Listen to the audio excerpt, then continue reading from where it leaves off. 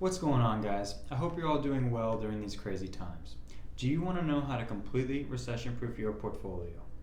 There's actually a relatively simple strategy that's been around for ages and if implemented correctly will completely recession-proof your portfolio. This simple strategy is buying and holding, and yes, it's really that simple. Now let's take a look at some charts and some numbers. This is a graph that shows all the downswings in the market compared to all the upswings. But right off the bat, you can see that the market trends upwards the majority of the time, which means that you're making money.